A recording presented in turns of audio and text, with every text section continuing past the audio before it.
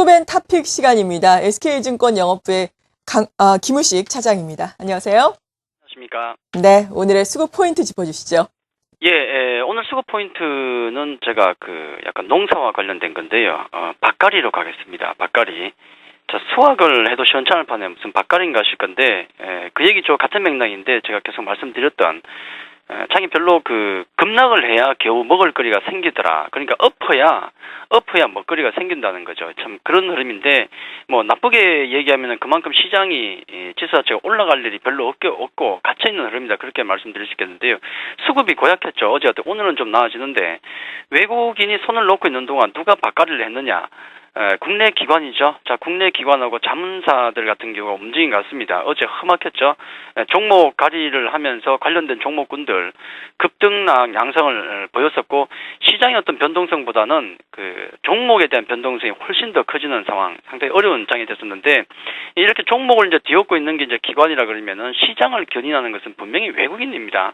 밭갈이 정도는 괜찮다는 거죠. 근데 플레이그라운드 판을 엎어버리면 안 되는데, 그 판을 한번 보겠습니다. 외국인 누적 매수 그림을 보면서 제가 말씀을 좀 드리겠는데요.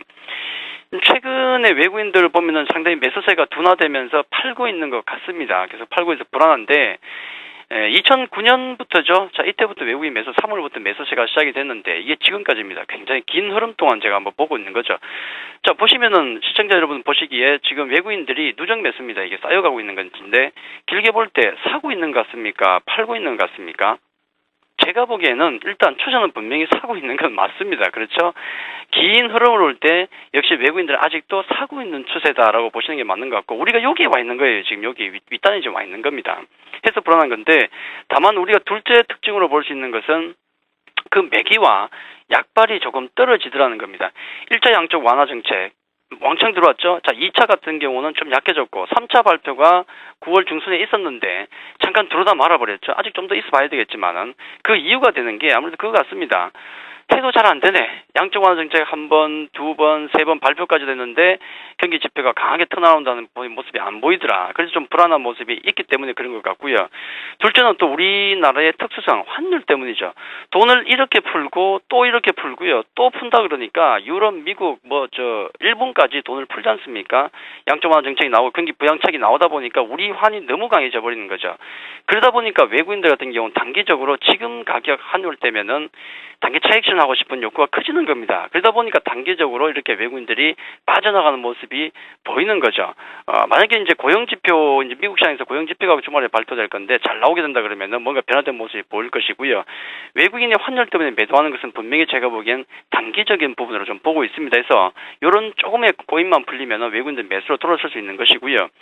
그렇게 본다 그러면은 결론적으로 지금 기관들이 갈이를 하기 위해서 급하게 매도하는 종목군들 같은 경우는 외국인이 받아주는 종목군에 한해서는 좀 중기적인 시각으로 보시는 것도 괜찮겠다는 말씀을 좀 드리겠고, 좀 아쉽지만은 현재 판을 완전히 뒤집는 어떤 분위기는 분명히 아닙니다. 외국인 흐름을 볼 때. 하지만은 앞서도 말씀드렸다시피 엎어야 급락을 해야 겨우 먹거리가 생기는, 어제 급락하다 보니까 우리 시장이 반등 나오는 것 아니겠습니까? 자, 그런 구도는 당분간 계속될 수밖에 없겠다는 말씀을 꼭 드리도록 하겠습니다. 네, 당분간 이러한 흐름이 계속해서 이어지겠지만 외국인의 시각을 좀 살펴보자라고 말씀해 주셨는데, 대표적으로 외국인이 매수에 나서고 있는 업종군을 보자면은 운수 장비를 들 수 있을 것 같거든요. 최근에 지속적으로 매수를 하고 있고, 어제는 특히나 1,900억 원 넘게 순매수입니다. 기관과는 정반대인데요.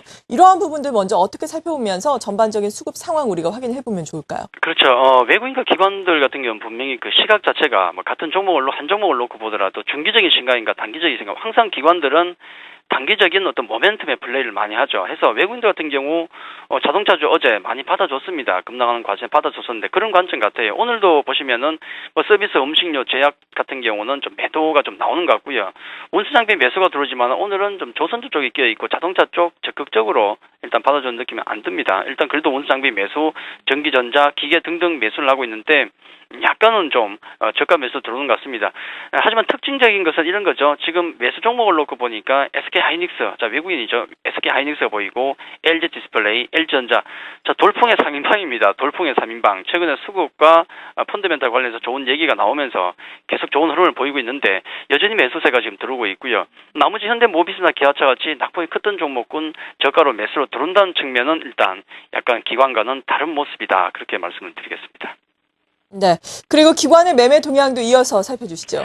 예, 기관들 같은 경우는 극단적으로 엇갈리는 게 역시 어제도 뭐 자문사 쪽도 그렇다는 얘기가 있고 또 여러 가지 얘기 등등 있었지만 일단 환율 모멘텀 때문인지 원수 장비에 대한 매도 오늘도 나오고 있고요. 원수 창고도 좀 매도 나오는 것 같습니다. 반면에 역시 전기전자 쪽으로의 매수세가 강화되고 있는 흐름, 또 서비스, 화학 등도 매수가 들어오는데 매수 종목 기관들 보니까 마찬가지네요. 자, SK 하이닉스, LG 디스플레이, LG전자, 자 우리 아이가 달라졌어요. 저 돌풍의 4인방 여전히 쌍끌이 매수를 하고 있더라.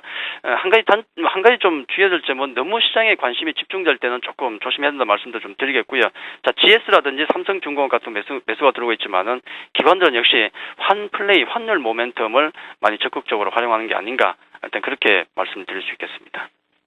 네. 그리고 마지막으로 오늘장 투자 포인트 짚어주시죠. 예, 지금 아마 분명히 연말로 갈수록, 실적에 따른 차별화장은 더 강하게 진행이 될 것 같습니다. 기관과 지금 외국인의 수급 키워드를 보면은 IT와 턴어라운드거든요. 턴어라운드는 실적이죠. 가장 강력한 턴어라운드가 나오고 있는 쪽을 베팅을 하고 있는데, 이런 차별화 현상은 앞으로도 계속 나올 것 같습니다. 무조건 실적을 앞에 붙여야죠. 실적 우량 개별주들, 그동안 움직였던 종목들 추세 매매는 여전히 가능할 것 같습니다. 아직도. 그리고 실적 우량 대형주 같은 경우는 앞서도 말씀드렸지만은 급락해야만 먹거리가 생기더라. 급락시에만 관심을 가지자는 말씀을 좀 드리겠고, 제가 오늘 수급 탁틱 종목을 하나 가지고 나왔는데 잘 안 가져 나오죠. 오늘 하나 금요일인데 가지고 나왔는데 삼성전자가 되겠습니다. 상당히 좀 난해한 업황 자체가 지금 글로벌 경기 자체가 어려운데 삼성전자 같은 경우는 공격과 방어가 모두 가능한 종목이다라고 생각을 하기 때문에 가지고 나왔는데요. 우선 어떤 공격이냐? 실적을 보면은 삼성전자는 독보적인 실적 성장세를 가지고 있습니다. 3분기 8조죠. 영업이익 8조. 이런 기업 있습니까, 지금? 3분기까지 누적으로 보더라도 매출 145조에 20조의 영업이익입니다. 증권가에서 연말까지 200조, 그 다음에 20조의 어떤 실적을 기대했었는데 이미 뛰어넘어 버렸죠. 자, 이런 독보적인 실적 성장세는 앞으로 공격이 가능한 종목이 아닌가 하는 생각이 들고, 또 현재 막대한 현금 보유량을 가지고 있죠. 30조입니다. 3분기 말로. 30조의 현금 가지고 있다는 것은 경기 전체로 볼 때는 기업이 현금을 너무 많이 가지고 있다는 것, 경기에 대한 불안감이 있지만은 기업으로 놓고 볼 때는 그 방어력이 얼마나 강하겠습니까? M&A도 할 수 있고요. 기타 다른 투자, 주주에 대한 환원 있을지 모르겠지만은 쓰임새가 참 많죠. 든든하다는 얘기입니다. 자, 공격과 방어가 모두 가능한 종목이기 때문에 향후에 연말로 갈수록 어떤 수급 쏠림 현상이 가능하지 않을까. 살만한 종목이 있습니까? 지금 함부로 못 사지 않습니까? 그러다 보면은 가장 안전하고 강한 종목으로 몰릴 수도 있다는 측면에서 삼성전자를 말씀을 좀 드리겠고요. 지금 차트 간단히 보시면은 중간 정도에 와 있어요. 중간 정도입니다. 140만 원까지 갔다가 140만 원 흐름까지 갔다가 노이즈를 제거하면 한 120만 원 정도까지 근도를 봐야 되지 아랫단을 봐야 되는데 지금 중간 정도의 위치가 와 있는 흐름이긴 하지만은 연말로 갈수록 수급 쏠림의 현상 가능성이 상당히 높다. LG전자, LG 디스플레이, 하이닉스 기관 해먹고 나면 어디 가겠습니까? 살만한 종목 있나요 지금? 그런 관점에서 본다 그러면 삼성전자 공격과 방어가 모두 가능하기 때문에 일단 긍정적으로 받아들이는 종목이 아닌가.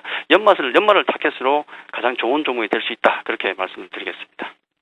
네, 관심 종목까지 제시를 해주셨습니다. 삼성전자까지 알아봤고요. 지금까지 수급을 통해서 투자 포인트 짚어봤습니다. SK증권 영업부의 김우식 차장이었습니다. 고맙습니다. 감사합니다.